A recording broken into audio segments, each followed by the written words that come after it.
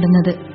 1342 മലബാർ സന്ദർശിച്ച ലോകസഞ്ചാരിയായിരുന്ന ഇബ്നു ബത്തൂത്ത അദ്ദേഹത്തിന്റെ മാടായിൽ നിന്നും വളപട്ടണത്തേക്കുള്ള സഞ്ചാരവേളയിൽ എന്തൊരു ദൈർഘ്യം എന്നർത്ഥം വരുന്ന മാത്തൂൽ എന്ന അറബി പദം ഉച്ചരിക്കാൻ ഇടയായതാണ് ഈ ഗ്രാമത്തിന് മാട്ടൂൽ എന്ന നാമം ലഭിക്കാൻ കാരണമായത്. മാട്ടൂല് എന്ന് പറയുന്ന പ്രദേശം ഇബ്നു ബത്തൂത്തയുടെ ലോകസഞ്ചാരിയായ ഇബ്നു ബത്തൂത്തയുടെ സന്ദർശനത്തോടുകൂടിയാണ് ഈ മാട്ടൂൽ എന്ന പേര് വരുന്നത്. അദ്ദേഹം ഇതിന് പേര് വിളിക്കുന്നത് മാത്തൂൽ എന്നാണ്. അദ്ദേഹം മാടായിൽ നിന്നും നടന്ന് സൗത്തിലെത്തിയപ്പോൾ അദ്ദേഹം സ്വയം പറയുകയാണ്, ഹാ എന്ത് നീളം എന്ന അർത്ഥത്തിലാണ് അദ്ദേഹം മാത്തൂൽ എന്ന പേര് ഈ പ്രദേശത്തിന് തന്നത്. ഇബ്നു ബത്തൂത്തയുടെ സന്ദർശനത്തോടെയാണ് ഈ ദേശത്തിന് ചരിത്രരേഖകളിൽ സ്ഥാനം പിടിക്കാൻ കഴിഞ്ഞത്. അങ്ങനെയെങ്കിൽ ഈ ഗ്രാമത്തിലെ ആദിമവാസികൾ ആരായിരിക്കും? 16-ാം നൂറ്റാണ്ടിലെ പോർച്ചുഗീസ് അക്രമ കാലഘട്ടം. പോർച്ചുഗീസുകാരുടെ വാണിജ്യ കുത്തകയ്ക്കുള്ള അന്യായമായ ആവശ്യം സാമൂതിരി രാജാവ് അംഗീകരിച്ചില്ല. ഇതിന്റെ പ്രതികാരമായി പറങ്കികൾ കണ്ണിൽ കണ്ട കപ്പലുകളെ മുഴുവൻ ആക്രമിച്ചുവെന്നും പരിശുദ്ധ ഹജ്ജ് കഴിഞ്ഞ് തിരിച്ചുവരുന്ന ഹാജിമാർ തിങ്ങിനിറഞ്ഞ ഒരു കപ്പൽ മാടായി തീരത്തിന് സമീപം പറങ്കികൾ വളയുകയും ഹാജിമാരെ കൊള്ളയടിച്ചതിനു ശേഷം കപ്പലിന് തീയിടുകയുമാണ് ചെയ്തിരുന്നതെന്നും ചരിത്രങ്ങളിൽ രേഖപ്പെടുത്തിയിരിക്കുന്നു. കേരള തീരങ്ങളിലുടനീളം പറങ്കികൾ മുസ്ലിങ്ങളെ വേട്ടയാടി. അവരുടെ ആക്രമണത്തിൽ നിന്നും രക്ഷപ്പെടാനായി മാടായിൽ നിന്നും മറ്റ് അയൽ പ്രദേശങ്ങളിൽ നിന്നുമായി പ്രാണരക്ഷാർത്ഥം ധാരാളം ആളുകൾ അഭയാർത്ഥികളായി ഇന്നത്തെ മാട്ടൂൽ പള്ളി സ്ഥിതി ചെയ്യുന്ന സ്ഥലത്ത് എത്തിയെന്നുമാണ് പറയപ്പെടുന്നത്. ഈ മാട്ടൂലിന്റെ പ്രദേശത്തിന്റെ ഭാവി ഇങ്ങനെ 3 ഭാഗവും വെള്ളത്താൽ ചുറ്റപ്പെട്ട ഒരു ഗ്രാമപ്രദേശം. ഈ ഗ്രാമപ്രദേശത്ത് വളപട്ടണം, പാപ്പിൻശ്ശേരി മുതലായ സ്ഥലങ്ങളിൽ നിന്ന് കുടിയേറിപ്പാർത്ത ജനതയായിരുന്നു ആദ്യം. അങ്ങനെ ഇവിടെ ഈ സമൂഹം വളർന്ന് അവർക്ക് വിദ്യാഭ്യാസപരമായും ആരോഗ്യപരമായും വളരെ പിന്നണിയിലായ ഒരു സമൂഹമായിരുന്നു അത്.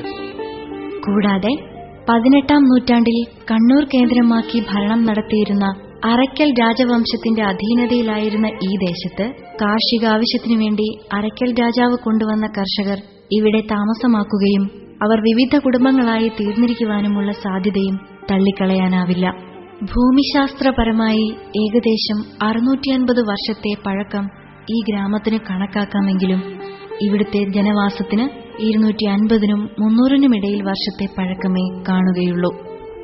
മാട്ടൂൽ നോർത്തിലുള്ള മൂസക്കാം പള്ളി, ഒളിയങ്കര പള്ളി മുതലായ പള്ളിയുടെ ലിഖിതങ്ങൾ പരിശോധിച്ചതിൽ ഏതാണ്ട് 2.5 നൂറ്റാണ്ട് കാലത്തെ പഴക്കം മുസ്ലിമീങ്ങൾക്ക് ഇവിടെ ഉണ്ടെന്നാണ് മനസ്സിലാക്കാൻ കഴിഞ്ഞത്. പിന്നെ അടിസ്ഥാന ജമാഅത്ത് അക്കാലത്ത് 3ആയിരുന്നു. ഒന്ന് സെൻട്രൽ ജമാഅത്ത് പള്ളി, മറ്റൊന്ന് മുഹിദ്ദീൻ ജമാഅത്ത് പള്ളി, മറ്റൊന്ന് മാട്ടൂൽ നോർത്ത് വേദാമ്പറം പള്ളി. അതിന്റെ ശാഖകളായിട്ട് ഇന്ന് പല ജമാഅത്തുകളുണ്ട്. അറയ്ക്കൽ രാജവംശവുമായി ഈ ഗ്രാമത്തിലെ ആദിമവാസികളെ ബന്ധപ്പെടുത്തി അവരുടെ തറവാട് പേരുകളും അവർക്കധീനമായ സ്ഥലങ്ങളുടെ മുൻരേഖകളും പരിശോധിച്ചാൽ ഇത് മനസ്സിലാക്കുവാൻ കഴിയും.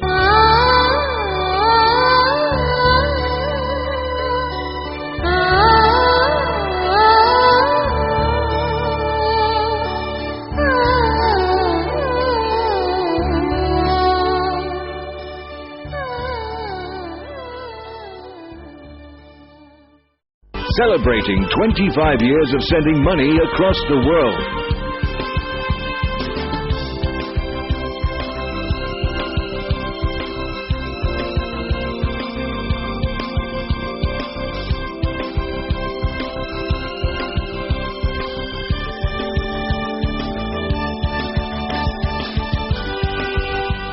Smile across miles.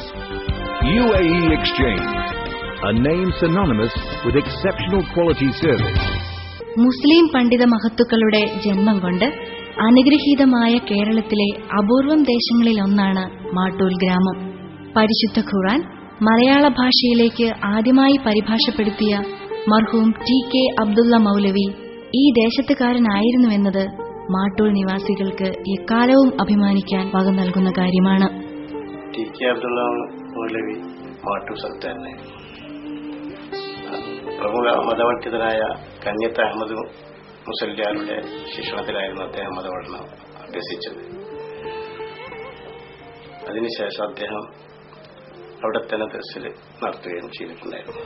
പിന്നെ അവിടുന്ന് കുറച്ചു കാലം കഴിഞ്ഞപ്പം കച്ചവട ആവശ്യാർത്ഥം ഇങ്ങനെ മലപ്പുറം ജില്ലയിലെ പരപ്പരങ്ങാടിയിൽ പോയി അവിടെ അന്നത്തെ സമസ്തന്റെ ഉസ്മാൻ സാഹിബായിട്ട് പരിചയപ്പെട്ട് അവിടെ ഒരു ബുക്ക് സ്റ്റാൾ ഉണ്ടാക്കുകയും അതിന്റെ കൂടെ തന്നെ സമസ്തന്റെ പ്രവർത്തനത്തോടൊപ്പം ദീനിയായ പ്രവർത്തനങ്ങൾ നടത്തുകയും ചെയ്തു. ആ കാലഘട്ടത്തിൽ തന്നെ 4 പ്രാവശ്യം അദ്ദേഹം മജ്ജലം ചെയ്തിട്ടുണ്ടായിരുന്നു. മുസ്ലിം ലീഗിന്റെ സമുന്നത നേതാവായ അബ്ദുറഹ്മാൻ വാഫി തങ്ങളുടെ അടുത്ത സുഹൃത്തായിരുന്നു. അദ്ദേഹത്തിന്റെ കൂടെ ഒരു പ്രാവശ്യം മക്കത്തെല്ലാം പോയിട്ടുണ്ടായിരുന്നു. പോയ സമയത്ത് അവിടുത്തെ തങ്ങളുടെ നിർദ്ദേശപ്രകാരം അവിടെ നുസ്രത്തുൽ ഇസ്ലാം സംഘത്തിൽ സെക്രട്ടറി ആയിട്ട് 2 കൊല്ലം പ്രവർത്തിക്കാനും ചെയ്തിട്ടുണ്ടായിരുന്നു. അതിനുശേഷം അദ്ദേഹം പരപ്പരങ്ങാടിയിലേക്ക് വേണ്ടി തിരിച്ചു വന്ന് ഈ ബയാനിയ ബുക്ക് സ്റ്റാളിന്റെ കൂടെ തന്നെ ഒരു പ്രസ് ഉണ്ടാക്കി മതപരമായ ഗ്രന്ഥങ്ങളെല്ലാം കൂടി അത് മലയാളത്തിലേക്ക് തർജ്ജമ ചെയ്യലുണ്ടായി. ആ സമയത്ത് അങ്ങനെ വിവരമായൊരു ബുക്ക് സ്റ്റാൾ ചേർന്നു അദ്ദേഹം ഉണ്ടാക്കിയ ആ കാലഘട്ടത്തിൽ. അന്നേരം തന്നെയാണ് ആദ്യമായിട്ട് ഖുർആനും മലയാളത്തിലേക്ക് പരിഭാഷപ്പെടുത്തിയത്. ഇതിനിടയിൽ അദ്ദേഹം കേരള ഗവൺമെന്റിന്റെ ഹജ്ജ് കമ്മിറ്റി മെമ്പറായും കേരള ഗവൺമെന്റിന്റെ വഖഫ് ബോർഡ് മെമ്പറായും പ്രവർത്തിച്ചിട്ടുണ്ടായിരുന്നു. പ്രശസ്തമായ പട്ടിക്കാട് ജാമിയ നൂരിയ അവിടെ മാനേജിംഗ് കമ്മിറ്റിയിലും അദ്ദേഹം മെമ്പറായിട്ട് പ്രവർത്തിച്ചിട്ടുണ്ടായിരുന്നു. മരിക്കുന്നവരെ സമസ്ത കേരള വിദ്യാഭ്യാസ ബോർഡിന്റെ പരീക്ഷാ ബോർഡിന്റെ ചെയർമാനായിട്ടായിരുന്നു അദ്ദേഹം ഉദ്യോഗത്തിലിരുന്നത്. അങ്ങനെ നാനാ ഇതിലും ബഹുഭാഷ പണ്ഡിതനായിട്ടാണ് അദ്ദേഹം ചെയ്യുന്നത്.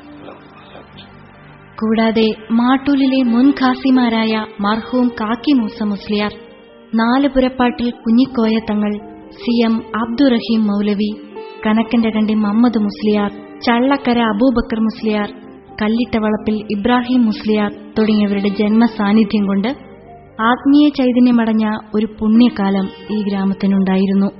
മാട്ടൂൽ ഗ്രാമം ഒരു മുസ്ലിം ഭൂരിപക്ഷ പ്രദേശമാണ്.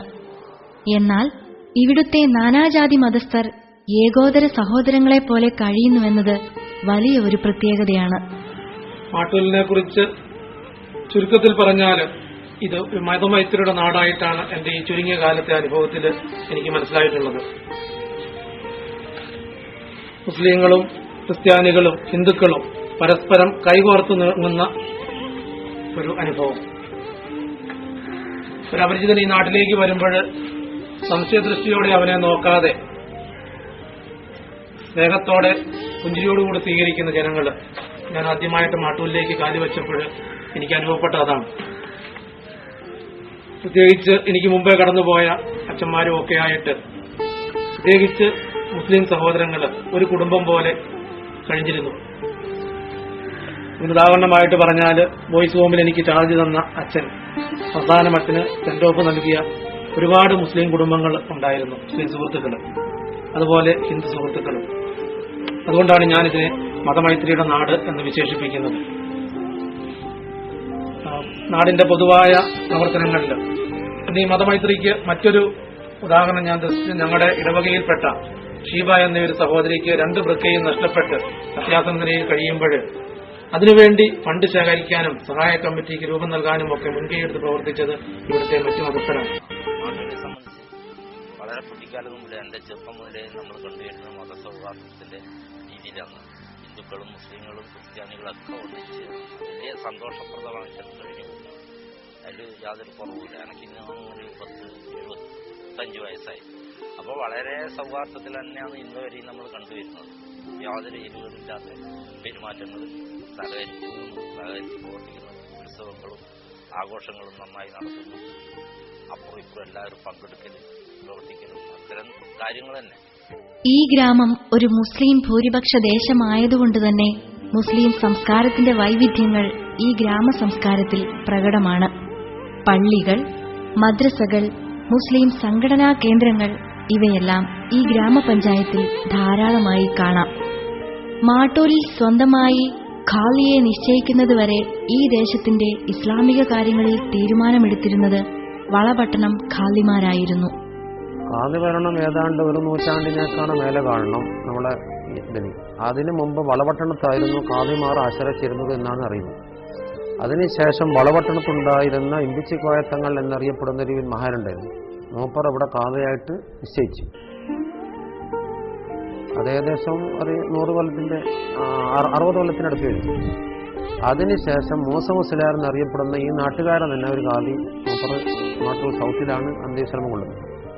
അതിനുശേഷമാണ് കുഞ്ഞിക്കോയ തങ്ങൾ എന്ന് പറയുന്ന കാതി ഇതായി പള്ളിന്റെ മുമ്പിൽ അന്ത്യവിശ്രമം കൊള്ളുന്നത്. അവർ ഏകദേശം 82 വഫാത്തായി. അതിനുശേഷം ഹുസൈൻ കോയത്തങ്ങൾ എന്ന കാതി ഏകദേശം 8 വർഷം ഉണ്ടായി. പിന്നീടാണ് എന്നെ ഏൽപ്പിക്കപ്പെട്ടത്.